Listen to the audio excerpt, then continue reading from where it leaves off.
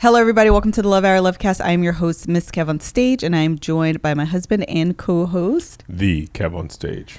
Welcome to today's episode. If you are new here, thank you so much for joining us. This is a podcast where we talk about life, love, relationships, and the pursuit of happiness. Mm-hmm. And just as a tidbit, we are not relationship counselors. We are not professionals.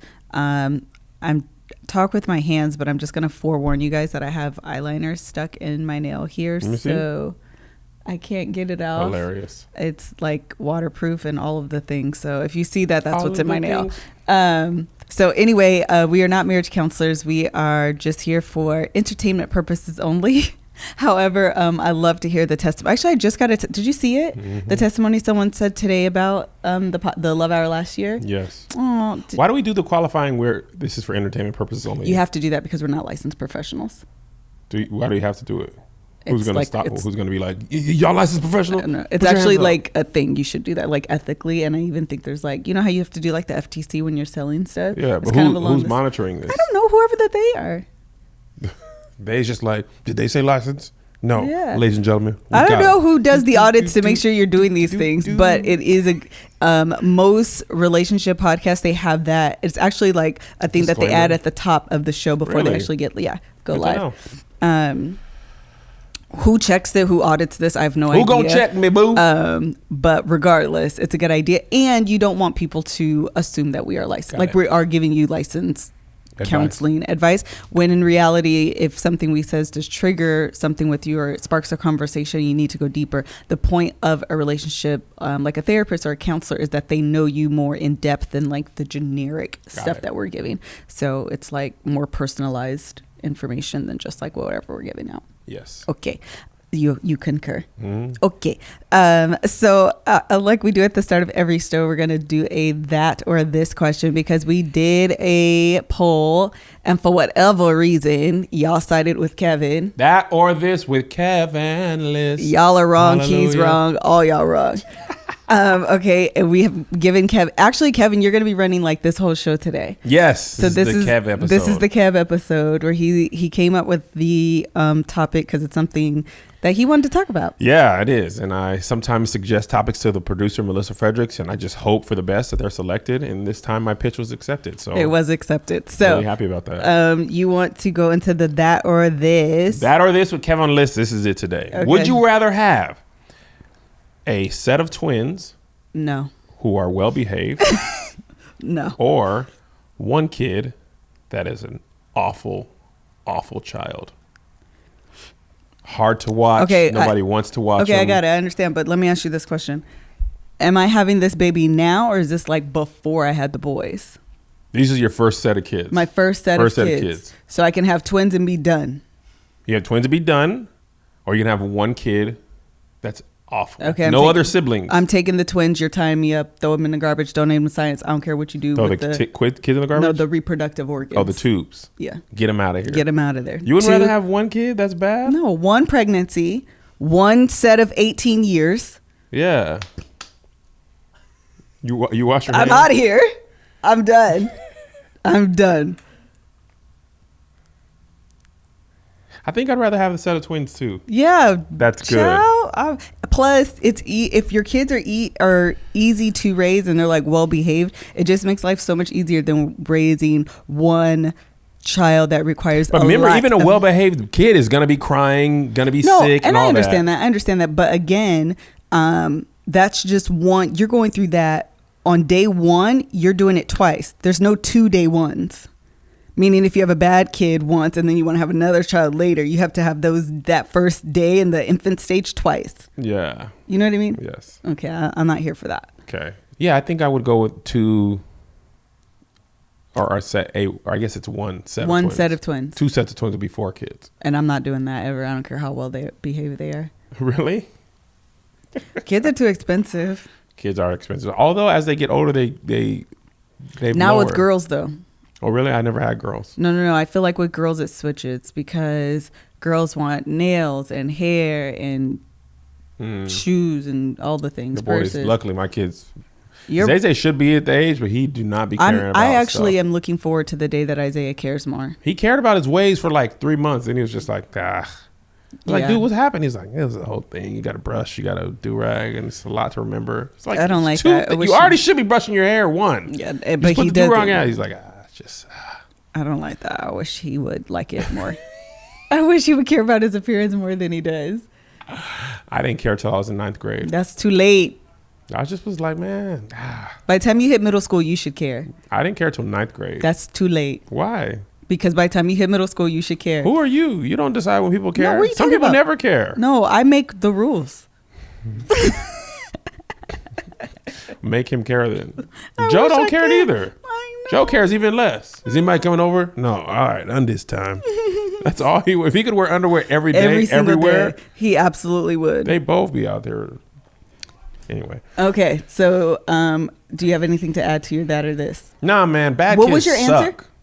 Twins. Your answer was twins, so we agree. Yeah, and I wanted 2 kids because then they play with each other, they talk to each other. Yeah, that's the other thing. Hey, I never wanted more than 2 kids anyway. That's why I had the other one. Yeah, I'm Just done. Shut go up. over there with the other one. Your name? Go play with that one. Go. That's the best thing about Zay and Joe, man. They don't even play with each other that much, actually. No, now that I think don't. of it. No, they don't. They don't even talk. No. They be in their own room watching YouTube videos in different rooms. All right. So today, hold on before you go there. I have disclaimers that I want. I know. That's actually, I know. This is one of my disclaimers. I have a couple things to say before we get started. Thing number 1 is that all y'all was like, Melissa, you stay interrupting Kev on the last episode. Kev, that's how it feels. That's how Doughboy feels. No, I've been really working on that. They got on me so bad on Aska.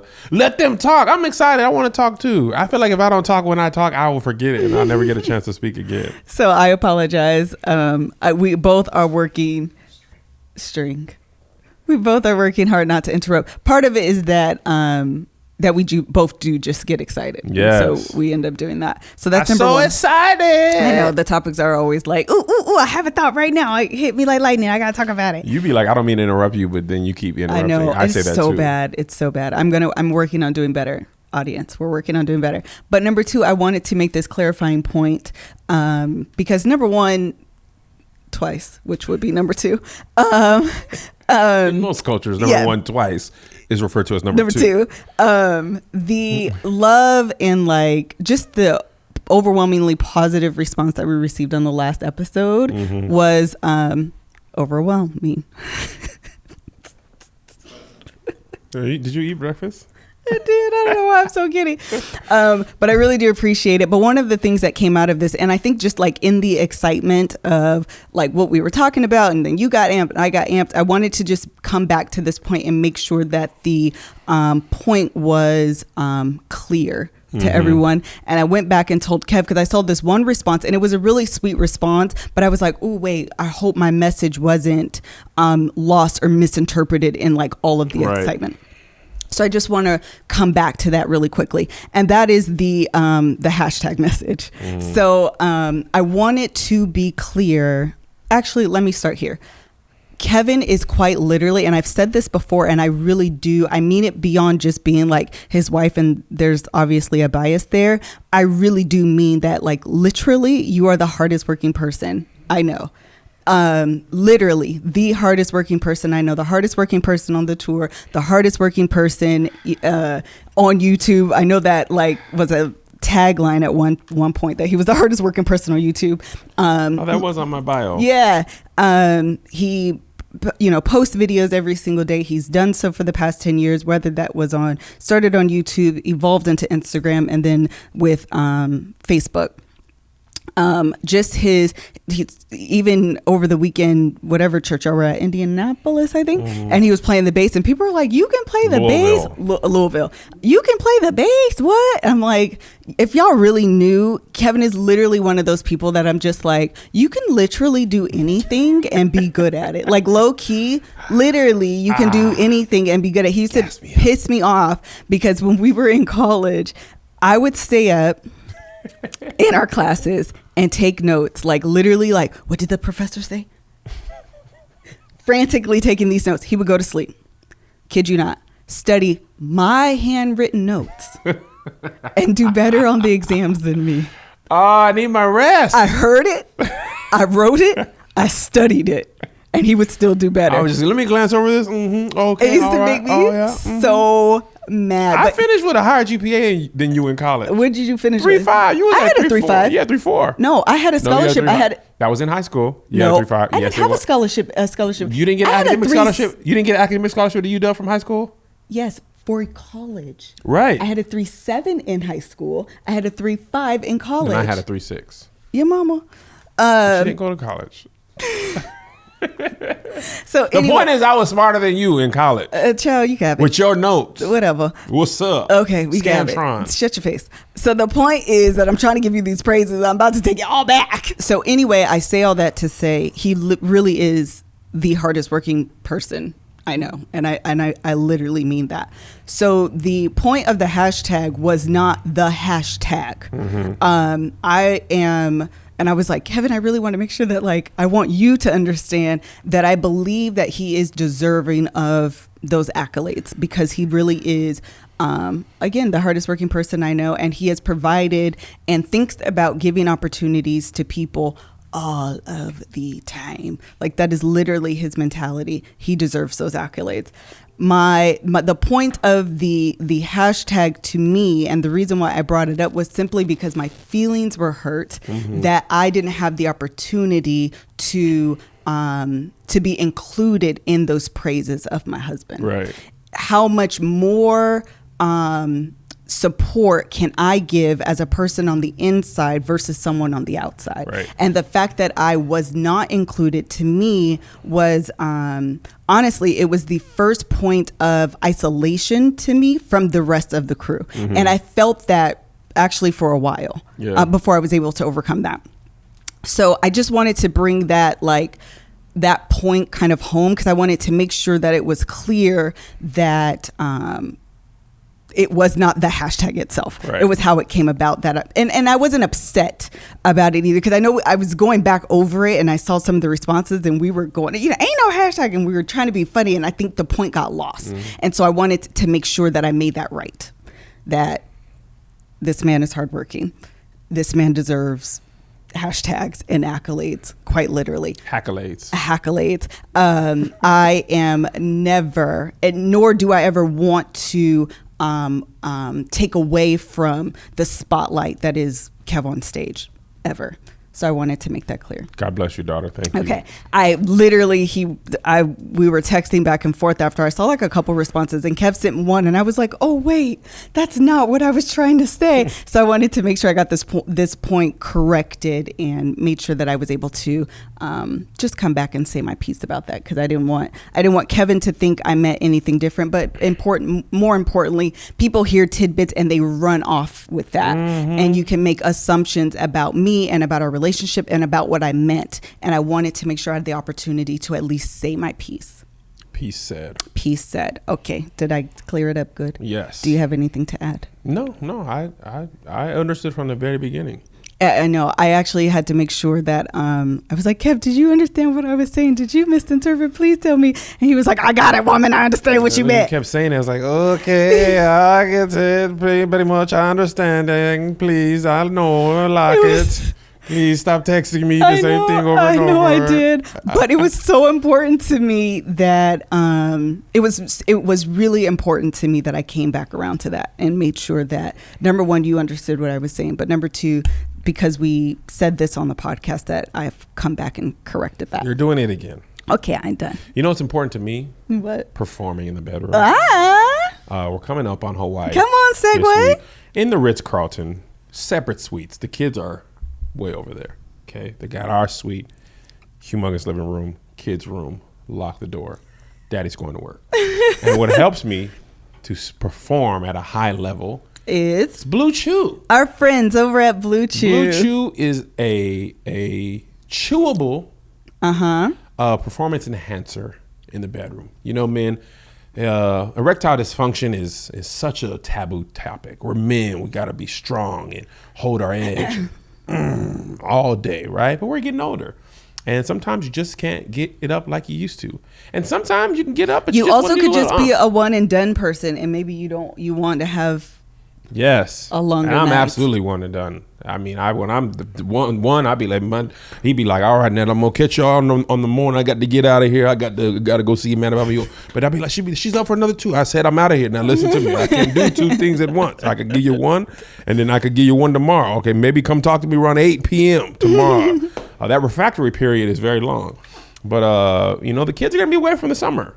They are gonna be out of here. here. The summer. I'm trying to have sex in the laundry room. Hello.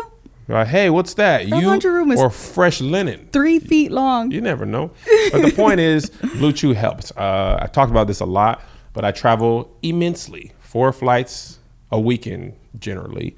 And sometimes my wife's ready to go, and I'm just like, hey, I'm very much tired, please. I need a little bit of supplement. So think of it as remember that? What was that cartoon I always mentioned? Gummy bears, where they drink the juice and they're ready to go. Yeah. It's like gummy bears for your wiener. You just you get the juice and then you're ready to go. It's not a long time. No. You be like, whoa. And then you have a great time in the bedroom. Then you go to sleep. And then you get right back up and do it again. So men out there, do not feel bad. And There's for your wife. Shame. Your wife will be happy. You will feel confident. I think there's a lot of it that has to do with confidence. If you're not confident in the bedroom, it's going to wane on you in all parts of life. People are going to take advantage of you in deals. They're going to beat you over the head with clubs because you just don't feel yourself. But when you're confident in the bedroom, it leads on to your everyday life. All right. So tell them how to get it. Let's do it. All right. BlueChew is prescribed online and ships straight to your door in a discreet package, which is important because sometimes people order stuff and there's a sense of embarrassment when you're ordering whether it's lingerie or any type of thing and you don't want your kids to see. So this does come in very discreet packaging. It is a lot cheaper than going to the pharmacy. So there's none of that awkwardness going up there and this is what I need. They're made in the USA, and since BlueChew is prepared and ships direct, again, it's cheaper than going to the pharmacy. So right now we've got a special deal for our listeners. Visit BlueChew.com and get your first shipment free when you use our promo code LoveHour. You just pay $5 for shipping. Again, that's BlueChew, that's blue as in the color.com, and enter promo code LoveHour at checkout. You get your first order for free. Just pay $5 for shipping. Again, that's BlueChew, BLUE chew.com, promo code LoveHour to try it for free. Boom. All right, so today's topic Kevin wants to talk about is insecurities and how they manifest and affect your relationships. Yes. So Insecure is a great show on HBO, and it's also how it's feeling in our marriage. All right. This is going to go behind the curtain pretty heavily. Okay. So you guys allow me to be vulnerable with you. I've been vulnerable with my wife already about this. Now I'm doing this vulnerability to you. So we had a bonus episode about snooping, some weeks ago. Yeah. Right. So I would snoop through Melissa's phone quite often. But he was so terrible at it, I knew. I wasn't trying to hide it, but I was. I set up her online, or what is it called? Apple ID. Uh-huh. So I would often, she goes in the shower, I'm looking through her phone. So what is you saying about me to your friend? And I think it was twofold. In the back of my mind, I always have fear that you'll cheat on me. Mm-hmm. Right. I don't even know where it comes from. Where does it come from? I think it's because I don't know. Maybe I think it comes from too good to be true land. Oh yeah. You know what I mean? What is that saying? Waiting for the other shoe to drop. Waiting for the other shoe to drop. Mm-hmm. It's called survivor's mentality. Me and Melissa grew up really poor, and now by the grace of God, we're not poor or not rich, but we're not poor. And Melissa and I are always just all right, YouTube gonna break, and then there's a scandal on the horizon. I definitely have survivor's remorse. To do stuff. Yeah, so it's kind of hard to be accustomed to this new lifestyle where you're not living paycheck to paycheck. We live paycheck to paycheck. Our predecessors lived paycheck to paycheck. Parents, grandparents. We wasn't in a position to miss 3 or 4 checks. By the grace of God and hard work, we could miss a check or 2 now, right? Mm-hmm. So, but still, I'm always what if the office breaks? And sure. What if I lose? I remember at the beginning of the tour, my voice was gone. Mm-hmm. And I was like, what if I could never speak again? How will I make money? Right. So that's always worried, right? But when it came to you, it was just I think actually maybe it was like when we have marital problems, I was always like, man, maybe she's going to find somebody else that can fit her needs. And so it caused me to start snooping through your phone, right? And I did this for a good amount of time, years even. And first it was like, I kind of, this is going to sound funny, but it's not. But I would have this thought. I was like, man, she can't cheat on me because sometimes be hard enough for me to get the draws. I can't imagine her giving it to somebody else. Like, what could he have done? I cannot take that much time. But hey, work husbands are real. Yeah. You see them every day. Like, oh, y'all want to go to lunch? Oh, I'll buy you lunch. You want to go to lunch just with me and nobody else is around. You know what? Your husband always gone. Is that how it is? Yeah, that's how they talk. Work husband. Okay. Your husband's always gone. Are you okay? Well, he is gone. I'm so sad. I have no one to speak with.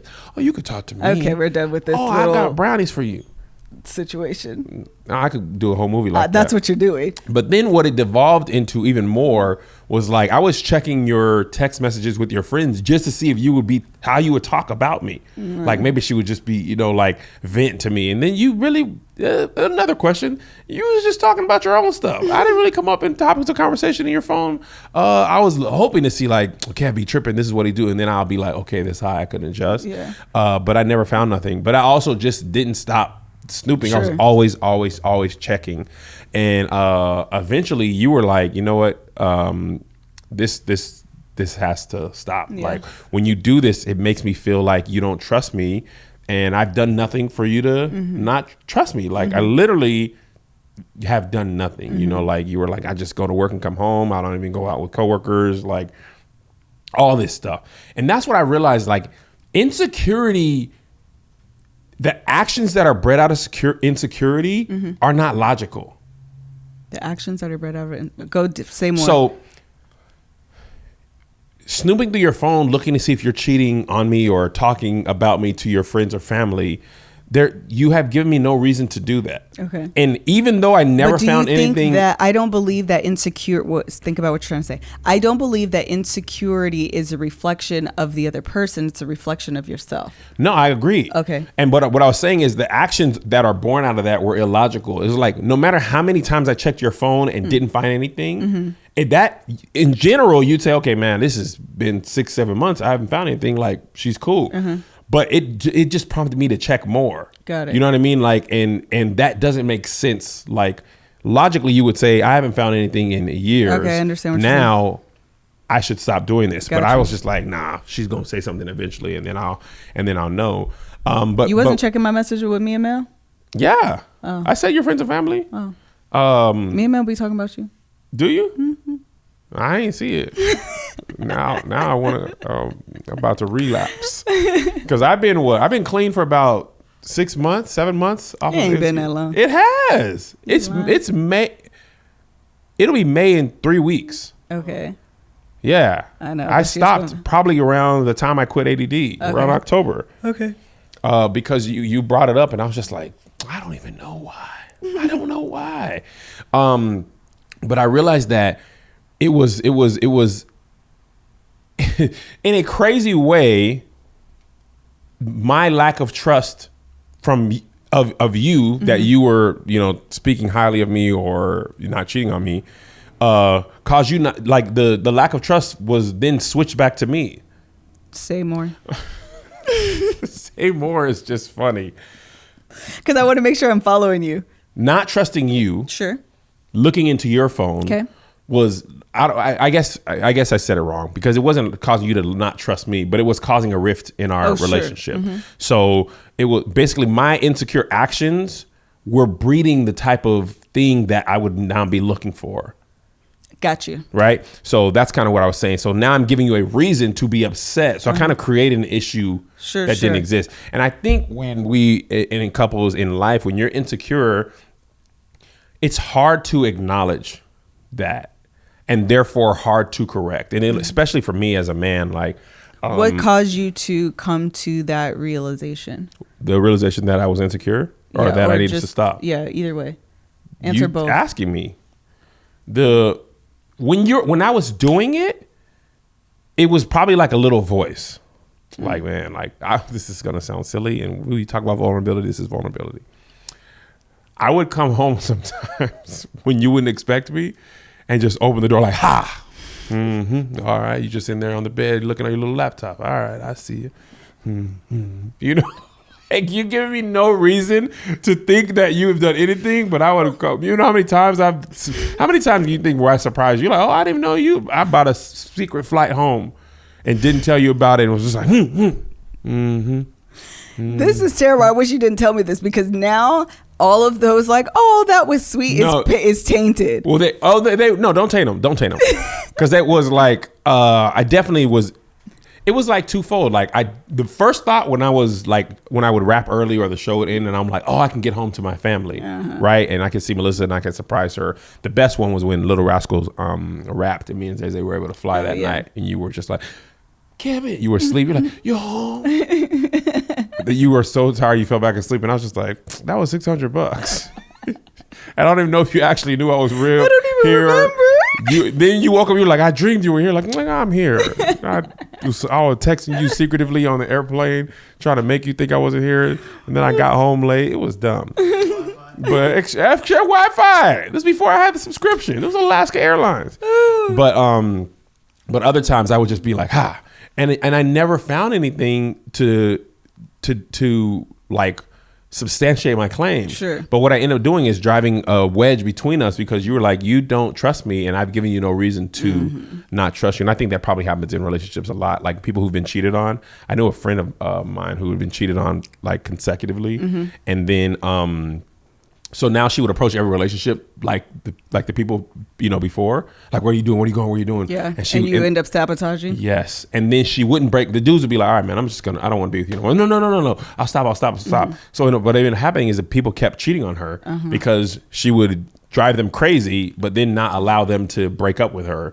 So, you know, that's what I realized that I was doing. Like I was creating a rift. Unchecked, I could have possibly pushed you away if I didn't stop. Okay, my question is, do you believe that you would have come to this conclusion without me saying something?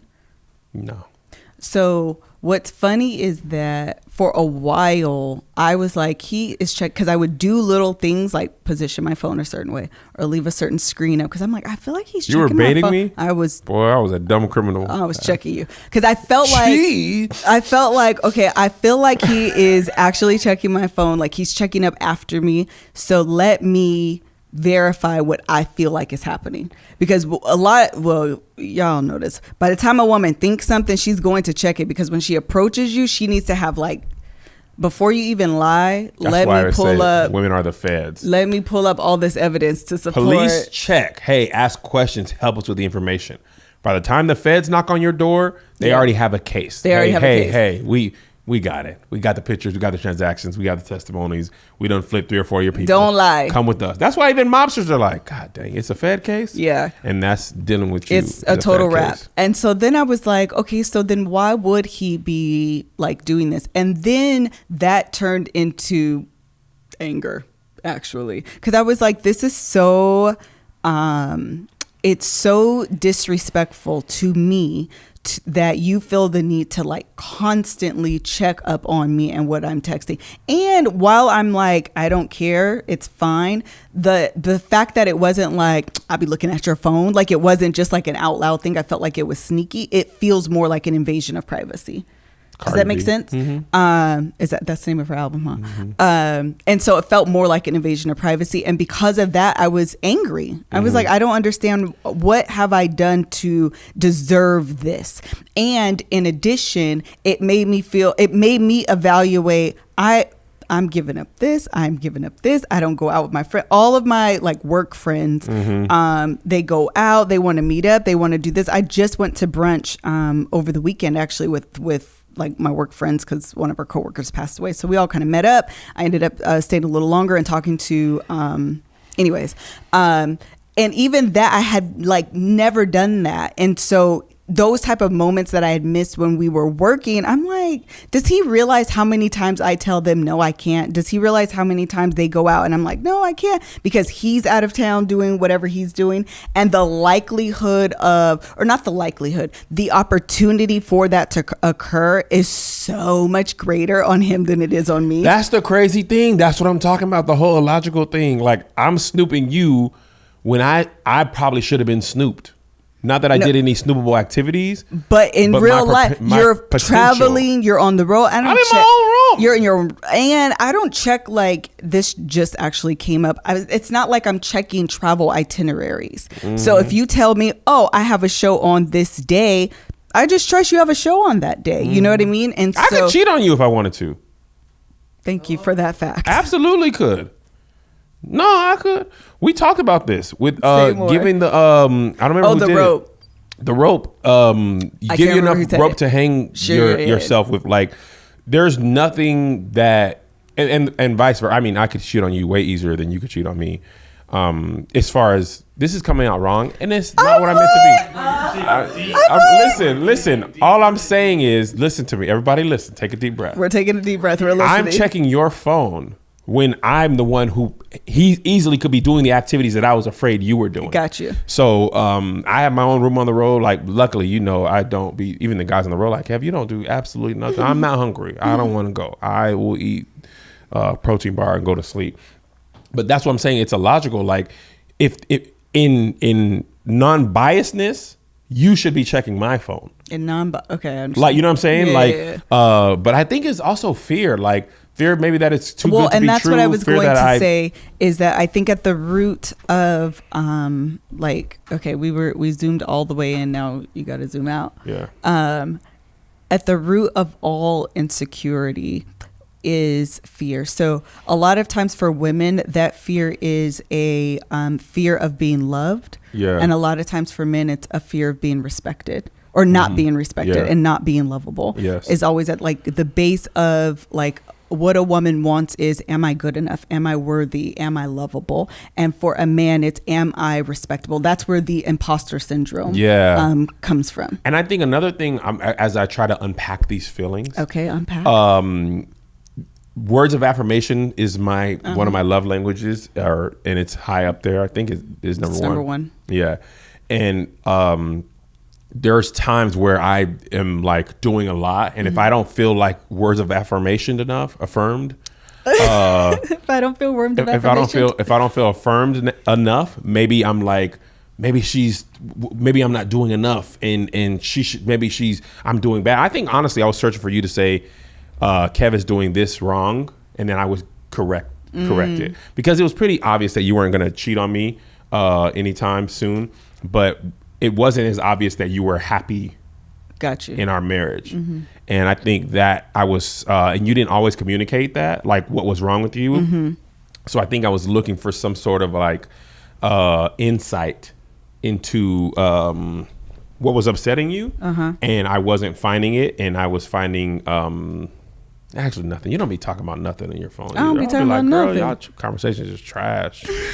Ain't nothing lit in the group chat. It's just, yeah, girl, I'm tired. Me too, girl. What the baby wearing? Boring. Give me something juicy. If I'm gonna sneak, I at least want to find something. I don't be talking about nothing. You don't be gossiping or nothing. Like, you don't even be texting that much. I don't be texting that much. You know this. Yeah. Eavesdropping my conversation with Mel in the car though. Huh? We be talking. Oh, that's what it is. You be using voice notes now so you can talk freely. But what I was going to say is just recently I spoke at the Summit to Summit, Woman to Woman Summit. And we were talking about wholeness and insecurity. And one of the analogies that I gave, I wrote it down last night. I want to talk about it. I talked about how I said desperate times calls for desperate measures. So I have done my makeup in a compact that was shattered. And it's like super, follow me because I see you trying to figure out what I'm saying.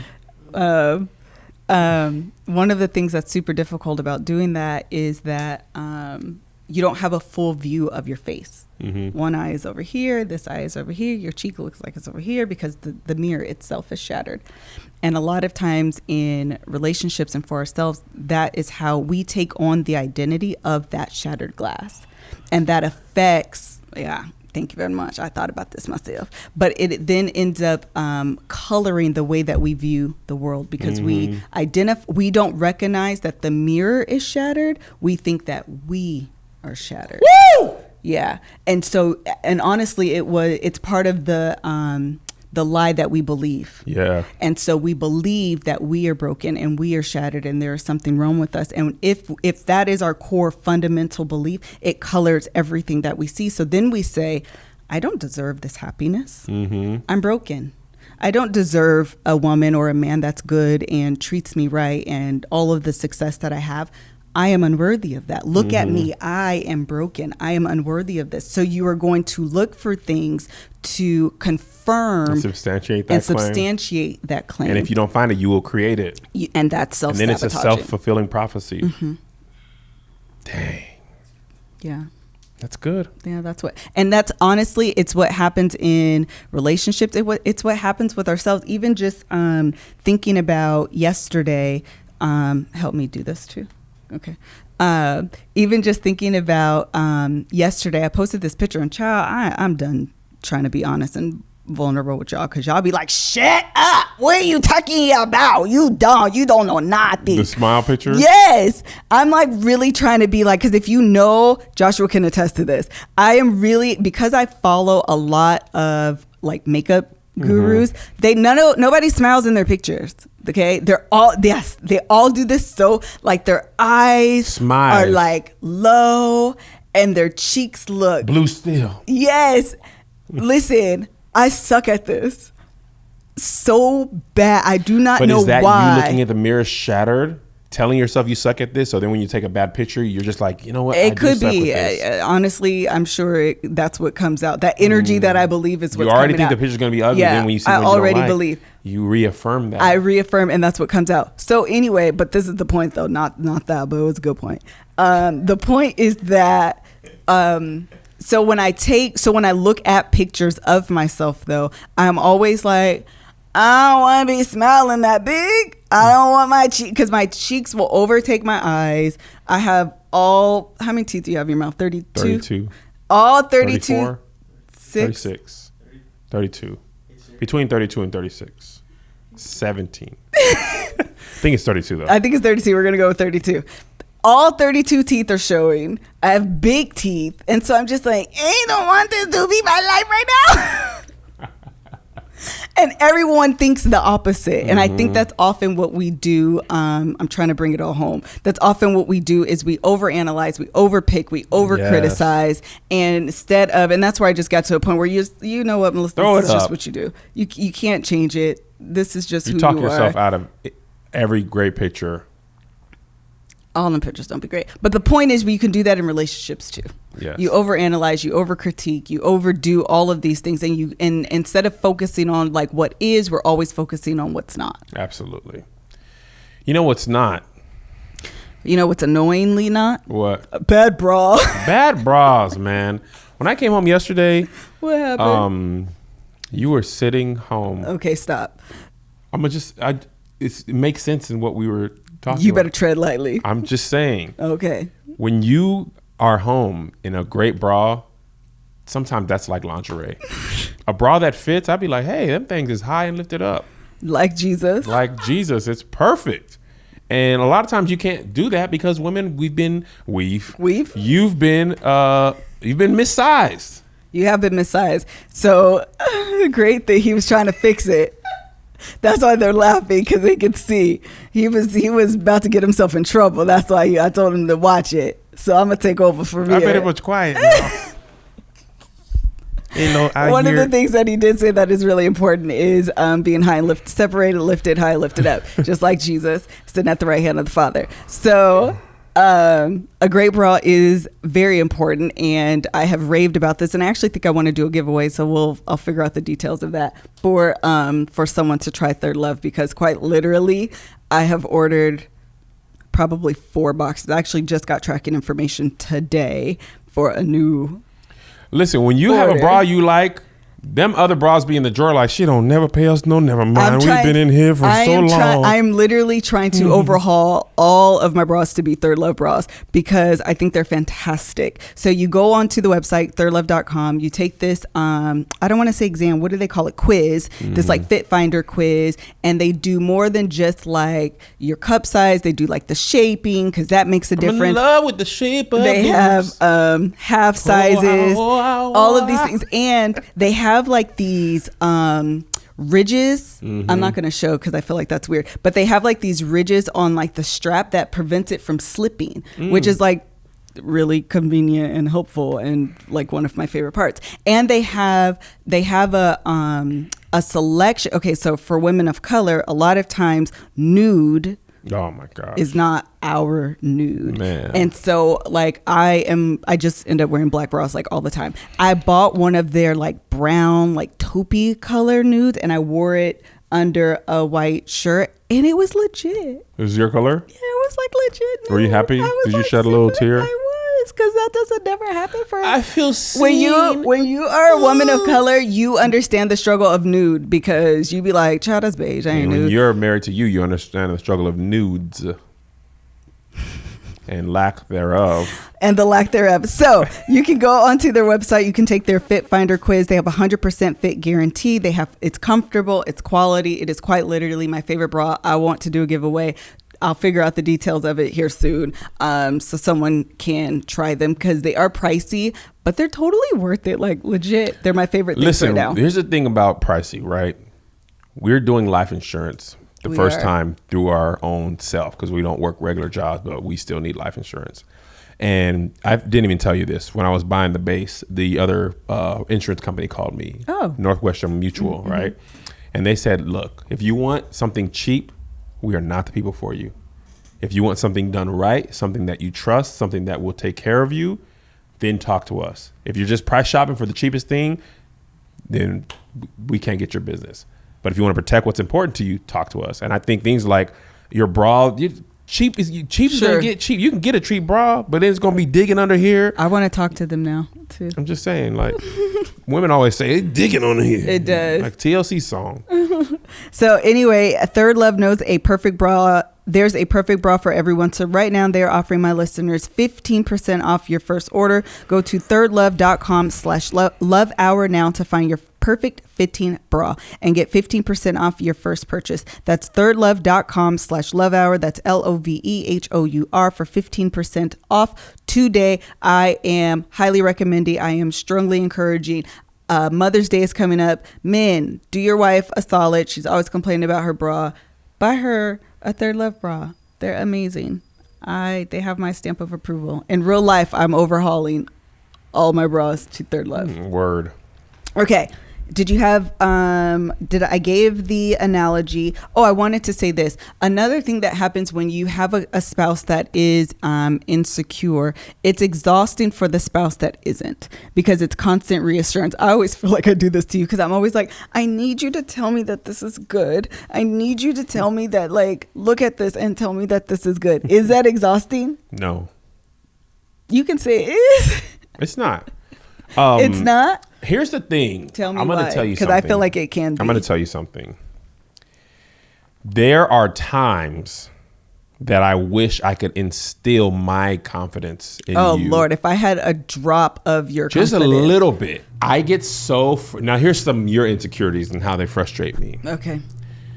I get so flustered with Melissa Fredericks because she clings to me in ways where she don't need me. You have fans that are fans of you and you alone. They may have found out about you from me, but now they're interested in what you have to say regardless of me. I just be making funny videos. Yeah. You be out here trying to help the people. I have told Melissa time and time again, you need to spin off your own podcast. For women only. Right? Why are we here again? For women only. I've told her. She did maybe 3 or 4 on the old Love Hours when I was out of town. She was like totally freaking out. She shot him on Periscope. I watched and supported her. When I watched you on the Woman to Woman Summit, you were like totally in your zone. It had nothing to do. I don't think you have to speak to women always from the point of view of marriage and relationships. Sure. I think a lot of what you have to say is just women in the world. Here's how it be. I go through it too, blah, blah, blah. So what's frustrating is seeing your potential and watching you hold yourself back because you have admitted that you be like, I'm scared. I will not do. And I'm just like, Melissa, you are putting up Instagram pictures of stuff that could be a podcast topic. Block you from my DMs. Block me. I'll create a new Instagram. I will find your stuff as long as it's public, because I know women would come. I think your women's conference will probably extend the success of the LoveHour conference, and I want to see you walk in it. So what's frustrating is like you just pump the brakes on your own success. Yeah. So what's funny about, I was just about to say that what's funny about Insecurity, and I just, I told Kev this like a week ago, and now he just won't let it go. I shouldn't have told you that what happens for me, and I think this does happen for a lot of people. For sure. If you are afraid of your own success, if you are afraid of your own success, anytime, and this is a lot of times when I speak or I have things, I always have like a visual that's tied to it. I think God gives them to me that way. I always imagine a visual. So for me, I always imagine almost like popcorn. That's the visual I just got right now. It's going to go a different direction. And when you have a cap on popcorn and it's bubbling up, and eventually it gets to a point where like you can't keep the cap on, because a lot of times I feel like when I am in my stride and when I'm like, I know this is what God has called me to do, this is the purpose, and just generally for anyone, I'm just using me as an example, you feel like the support, and that's the popcorn kind of bubbling up. When I start to feel it, and like, oh gosh, the top is about to come off and it won't be able to fit all the pop that's popping, all the corn that's popping, all the kernels that's popping, is starting to overflow, I freak out. And so I want to turn the stove down and put the cap on and say, everything is safe, everything's okay, we're all going to fit into this container. Does that make sense? Yeah. Okay, so that's a lot of times. Why are you looking like that? You look confused. I'm confused. I would be like, more popcorn. We lit.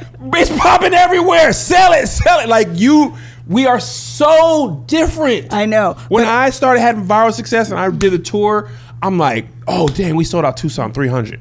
This year, 1,200. Yeah. You'd have been like, next year, 6 people, maybe. I think I'll perform in the living room with someone. And I'm like, man, by next time I go on tour, I might be able to do 5,000. Yeah. Like Chicago.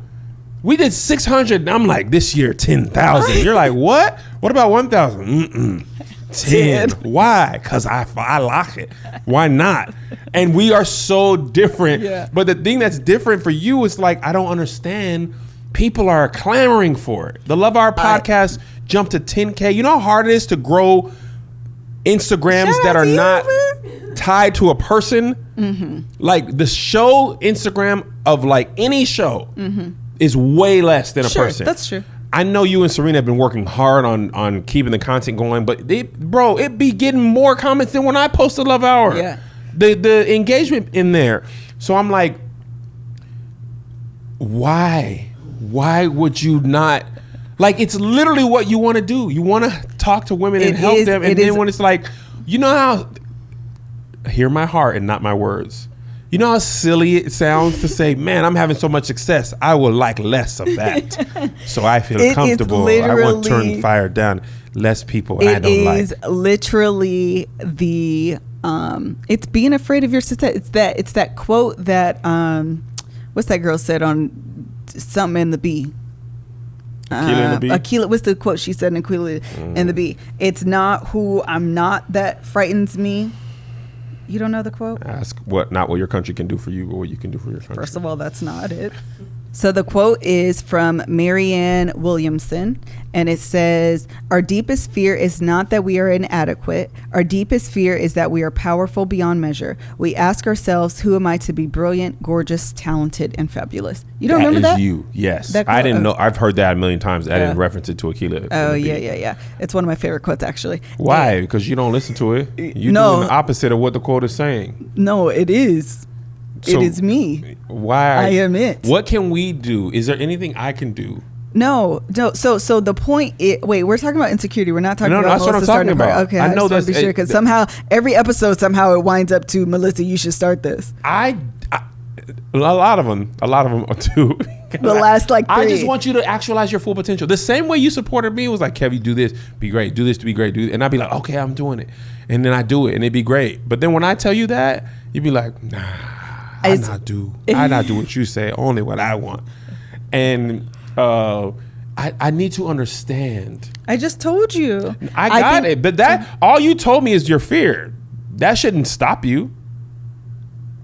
But I think fear can be a stopping point for a lot of people. Fear paralyzes you. Well, then you just got your answer. But why? Why will you not be like, man, I'm finna do this? You only do it if someone asks you. Someone asks you to speak, you'll speak. Come to my thing, I'll come. Record your own. This is our office. Josh here, camera. Serena here, camera. Light. You don't have to have permission to be great.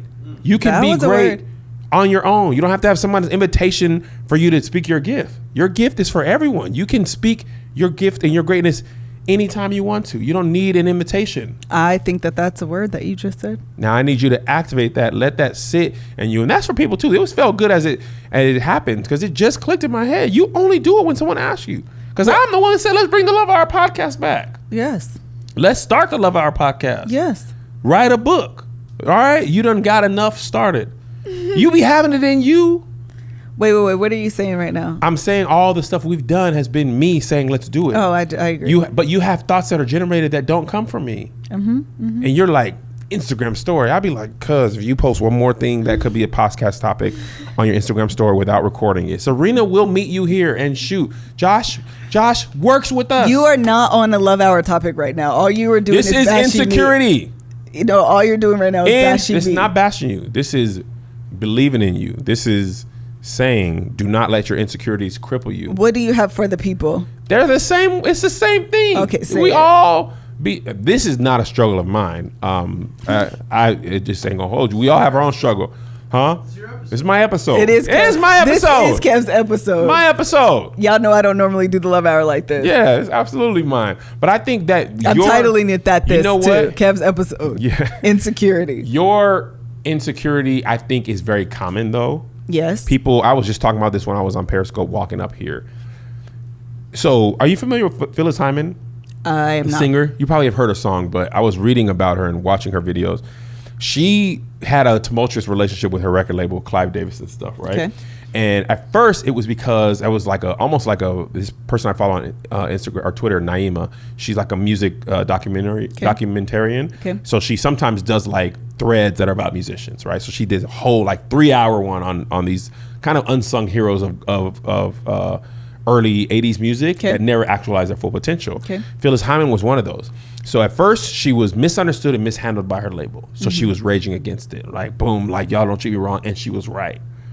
So then her label listened to her and got her with the right right writers, producers, singers, and they produced 3 hits in a row. Oh, wow. And guess what she did? What? Sabotaged it again. It was like, well, if it's not the label mishandling me and now I'm having success, if I don't have more success, then it's me and I can't blame anybody else. So then she like started doing drugs, gaining a lot of weight, missed out on her opportunities, and then she eventually overdosed. And none of her team was surprised because they were saying that the success was more crippling to her than the failure. And people can sit in failure and we make excuses about why I don't make it, and that we can do that until the end of time. Absolutely. I coulda, shoulda, woulda, but man, it's because of this or because I had kids or whatever. True. What is hard to do is try and succeed and then keep going. Jordan Peele talked about this. The thing that almost stopped him from making Us was the success of Get Out. I get that. Yes, he was talking to Jay-Z and he was like, dude, I don't really want to, basically like, I don't want to do another movie because like, how can I top that? And Jay-Z said, you don't have to. You already did that. That is solidified. You go out and make the next best thing you can. But what you're always Cash doing, out me $5. Sorry. What you're always doing is chasing that success. Yeah. And the thought of not, two things. The thought of not achieving the success either that you envision is scary. Mm-hmm. And then sometimes what's even scarier is surpassing the success that you envision. So now you have this demand on you and you don't know if you're prepared to supply. You're not. Well, that's you not have to accept. No, it is. Okay, say more. You have to accept that. I'm gonna give you an example. Okay, here. Last year's Hawaii show nearly sold out in like 3 weeks. Yeah. Right. This year's Hawaii show is taking much more time, and I had to run ads, and I was like, "Am I less funny? Like, what happened?" But then I actually went back, realized last year was my first time in Hawaii, and when I first did it, the marketing was it's about to sell out because remember we had the 150 seater. Yeah. So then that sold out was crazy fast, but I was also marketing it way more like directly Hawaii.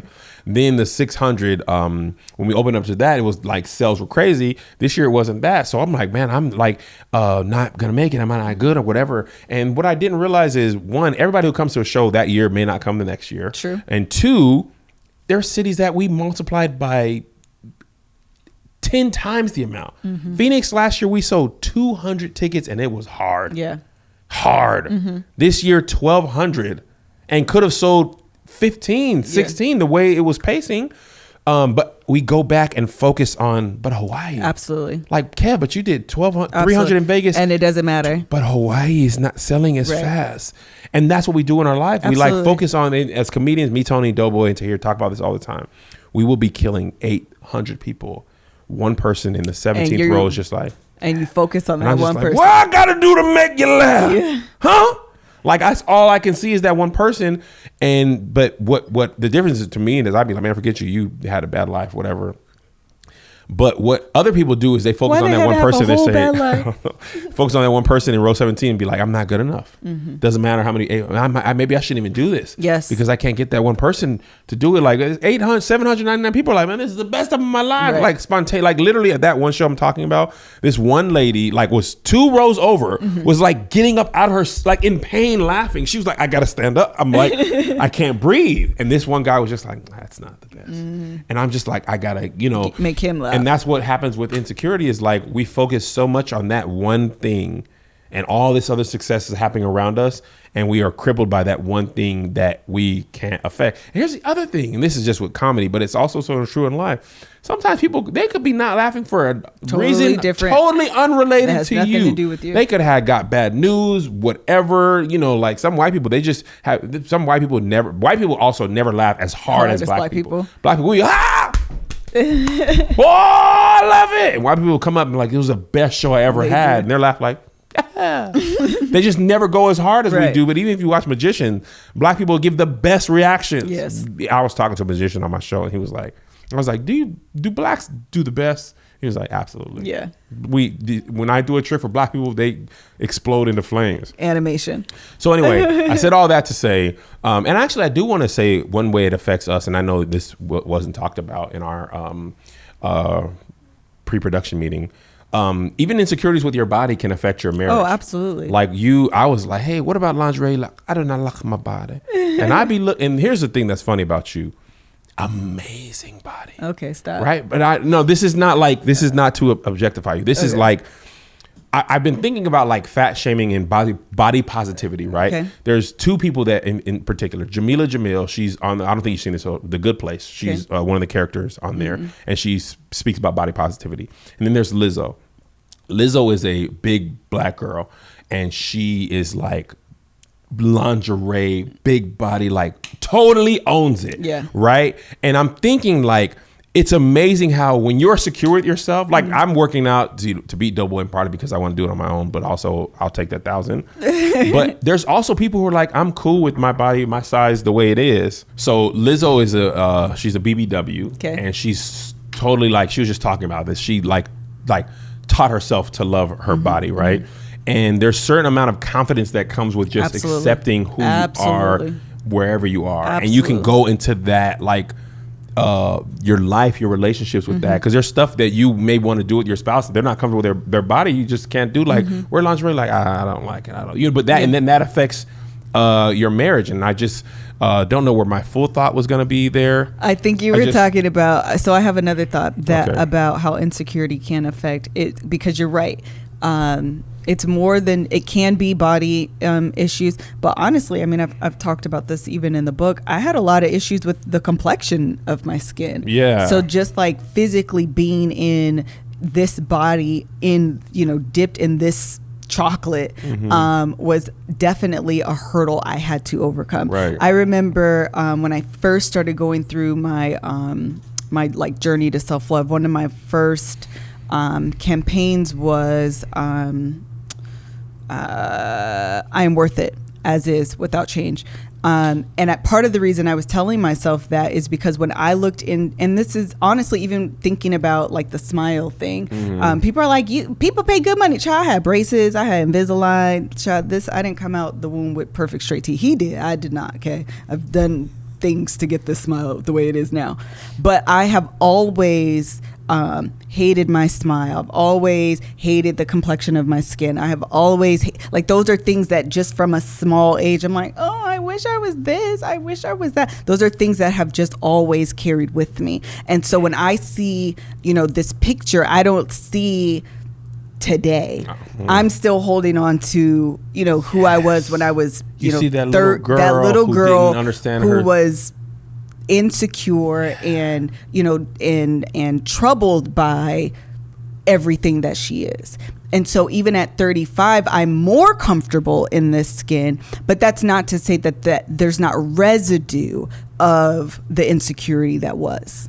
That is really good. That makes sense. It's kind of like body dysmorphia. It is a little bit. It's body dysmorphia. It's a little bit of changing your mind, and it's not you have success dysmorphia. Is that a thing? Wait, I need a definition. It's like, so body dysmorphia is yes. All the thoughts were like okay, come on. Josh is so funny. All the thoughts were swirling in my head. You see the vision of your success, and that cripples you, as opposed to the vision of your failure crippling you. I see the vision of success. And when I say I see you on big stages walking around with the thing in your ear, speaking to 10,000 women, that doesn't encourage you. That scares you. Oh, absolutely. And I say it as like, man, you can attain that. And you're like, I got you. I don't want that. Yes. Like the thought of speaking to that many women, and I don't know if it's, are you valuable enough? Are you worthy enough to speak to those many people? But the thought of success scares you more than the thought of failure. Yes. And I absolutely, I agree, because part of it is, I'll give you this example. So this weekend, Joe had soccer tournament, and they had misclassified the kids. So our kids are 10 and 11 years old. They had them playing against 13 and 14-year-old kids. These kids were U14. These kids were tall. And Joe is already, like, he's short for his age. And he's young because he's on the younger side anyway. So, because his birthday's late. So anyway, these kids are huge. They're either really, really tall, or they're like big body kids, like towering over our little 10 and 11-year-olds. So anyway, by the end, the kids get swept. They scored 1 point in 3 games. The first game they lost by like 13 points or something. Like the kids were scoring at will. It was ridiculous. But I was really proud of them because they were still able to rise to the occasion, even though there was no way. Rose to the occasion and got blown out. But they did. Don't get it twisted. They lost handedly, but they played so well. Right. The first game they were slaughtered, but the second and third game, those kids only scored like 5 or 6 points, and probably like 7 points on them together. No. So each game, but versus the first game was like 16-1. Exactly. And my point is that they started blocking, they started communicating, they started, they would see their how their plays would go, and I would see Joe like, I'm going to do that the next play. And he would, So they were able to rise to the occasion. So my point is, the fear is, am I going to be able to rise to that occasion? If there is, I'm already nervous about doing the LoveHour. I'm already nervous about the summit that we just had. She did the blast. She's like, we have 10,000 people. And I'm like, You didn't even want to go to Vegas. I was like, girl, come to Vegas for the show and then fly back. You're like, nah, I got to focus. I got to my stuff. Well, no, it's no. Well, yeah, but no, not that. The point is that it's like, oh my gosh, 10,000 people. What do I have to say to these women? That's so funny. What is it that I have to say that would be of value to 10,000? Because I'm like, boy, 10,000, let's go. Y'all finna get it. Like, I welcome. When we performed remember when we did Playmakers in the Staples Center? Yes. It was like 30,000 people in there. We had 2 minutes and we were like, yes, finally. The amount of crowds that I have deserved are gonna get the chances. It's so crazy how the same opportunity is viewed so differently between us. How can I help you? Because I don't want to push you in the wrong way, but I do want you to do the stuff that I think you should do. The funny thing about insecurity and overcoming them is that it is a very personal journey.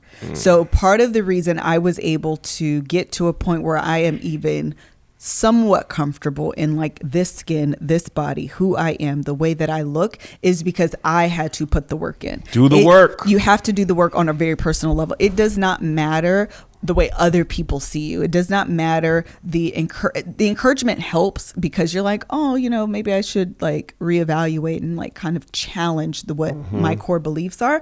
But until they change, until I internalize a different message, it doesn't matter. I get that. Such a shame. Did that make sense? Because I'm going to ball. You feel me? That's so like, annoying. I just want us to ball together. And that's on the same level, not like together, not just the Love Hour. I just feel like you have so much more to offer. But I won't hinder you more. The Kev on Stage Love Hour episode is coming to a close. Do you have any final thoughts? Oh, you're doing final thoughts. Yeah, it's my episode. I do not have any final thoughts. I hope this was a help. Felt like it wasn't. I felt like you were trying to cancel me this whole episode. No, it's not that. I really want to understand. I made the mistake before in our relationship of thinking I was supporting you and motivating you and doing the opposite. And I don't want to do that again. But at the same time, I just, as your husband, I can't sit idly by and let you waste potential. Like Beth said in This Is Us, you let me. I had these dreams and I stopped doing them and you let me. And I just can't, I cannot see. And it's not even about the money. It's, you notice I'm never like, you can make money. Yeah. It's not well, that's about never going to be motivating. Yeah. It's not, and I don't even think like if you make money doing it, great, you know, but I think it's like this. I hate to use this example because I don't really like talking about Nipsey because it makes me very much sadder. But at the same time, I think I want to have a conversation with a whole bunch of black men about Nipsey because we've been talking about it a lot. But one thing I thought about, Nipsey's, the way he lived his life inspired so many other people to live their life like that. People who used to gangbang tried to, you know, or going legitimate and saw that it was cool to open a legit store and to make money, you know, above the board legally, so to speak. And I feel like when you do not do what you're capable of, there's people out there that are not getting the message that that they need to hear. So you're holding other people back. I don't know if that's pressure or encouragement. I don't know. But I feel like you can inspire people to do what they do, whatever that is for their life. Yeah. You know, so. But that's all I have for the Kev on Stage Love Hour. The Kev on Stage episode. So that was your final thought? Yes. Okay. Thank you so much for... You're welcome. I'm going to take a break from co-producing. Next episode of the Love Hour, we will be going in detail about the Love Hour conference. It will, you'll hear Melissa's heart, our plans, dates, registration, and next week it'll be available. Next week already? Yeah. April 19th is next. Shut up. Yeah. We'll be in Hawaii the 19th. Or is it the following week? No, it is next week. Yeah, next Friday. Next Friday. So we're going to do 2 episodes. So just to be clear, we'll do a standard episode on Thursday, and then we'll have from Hawaii. And then we'll do a bonus episode as well. Yes. That will drop, and it will announce registration, the speakers. That'll be on the 19th. And that'll drop on the 19th. Okay. Bye-bye. Thank you so much for joining us on today's episode, Kevin's episode. He's done here. Don't forget to follow us on social media. I am at Miss Kev on Stage. Kev on Stage, Kev. And you can follow the Love Hour at the Love Hour Podcast. Okay, bye. Okay, bye.